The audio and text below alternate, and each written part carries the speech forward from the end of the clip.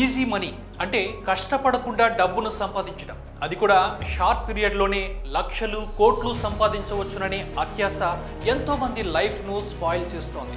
Online trading ప్రస్తుతం ఈ ట్రెండే నడుస్తోంది. సైబర్ నేరగాళ్ల వలలో చిక్కి మోసపోతే ఆ వ్యక్తి జీవితం ఎంత దుర్భరమవుతుందో, ఎంతకు దిగజారుతారో చెప్పేందుకు ఈ స్టోరీనే బెస్ట్ ఎగ్జాంపుల్. ఆ కథ ఏంటో మీరు చూడండి.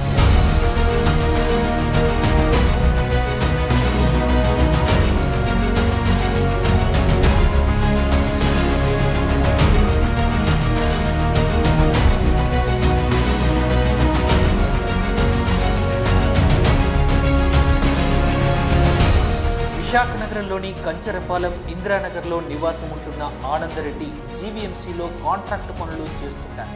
అతడు ఈ నెల 4వ తేదీన ఓ ఫంక్షన్ కోసం హైదరాబాద్ వెళ్ళారు. అయితే ఆ మరుసటి రోజు అంటే 5వ తేదీన అర్ధరాత్రి ముగ్గురు గుర్తు తెలియని వ్యక్తులు ఇంటి వెనుక తలుపులు పగలగొట్టి లోనికి ప్రవేశించారు. ఆ సమయంలో ఇంట్లో ఆనందరెడ్డి తల్లితో పాటు అతడి కుమారుడు ధర్మాల కృష్ణకాంత్ ఉన్నారు. ఆ ఆగంతుకులు బామ్మ మనవుడిని ప్లాస్టిక్ వైర్లతో కట్టేశారు. ఆమె ఒంటిపైన ఉన్న 12 తులాల బంగారు ఆభరణాలు, మనవుడి చేతికి ఉన్న డైమండ్ రింగ్, బీరువాలో ఉన్న 50,000 రూపాయల నగదును దోచుకున్నారు. ఈ క్రమంలో ఇంటి ముందు పార్క్ చేసి ఉన్న ఎక్స్యూవీ వాహనాన్ని కూడా దొంగిలించి అక్కడి నుంచి పరారయ్యారు. ఈ ఘటన స్థానికంగా సంచలనంగా మారింది.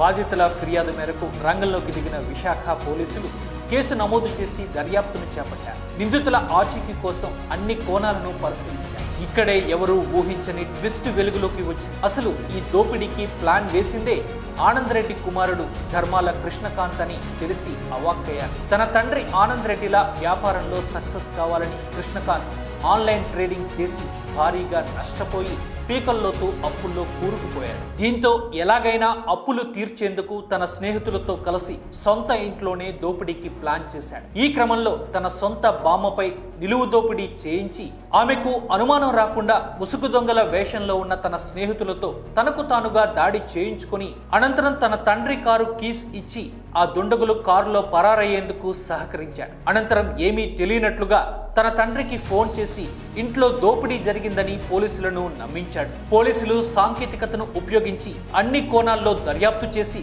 చివరికి ఇంటి దొంగే దోపిడీకి పాల్పడ్డాడని నిర్ధారించాడు.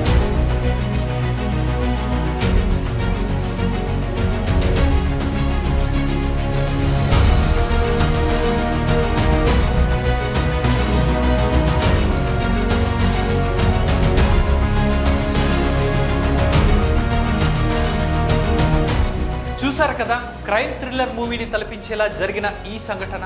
ఆన్లైన్ ట్రేడింగ్లో మోసపోయి అప్పుల ఊబిలో కూరుకుపోయి చివరకు సొంతింటినే కొల్లగొట్టేలా దిగజారిన వైనం. ఆన్లైన్ మోసాల పట్ల అప్రమత్తంగా ఉండండి అంటూ పోలీసులు సహా ప్రభుత్వ యంత్రాంగం విస్తృత అవగాహన కల్పిస్తున్నా అత్యాశకు పోయి నిత్యం సైబర్ నేరగాళ్ల వలకు ఎంతో మంది బలవుతూనే ఉన్నారు. సో ఈ ఘటనతోనైనా అటువంటి వారిలో మార్పు రావాలని మనము ఆశిద్దాం. Stay tune to Vishwabharat TV.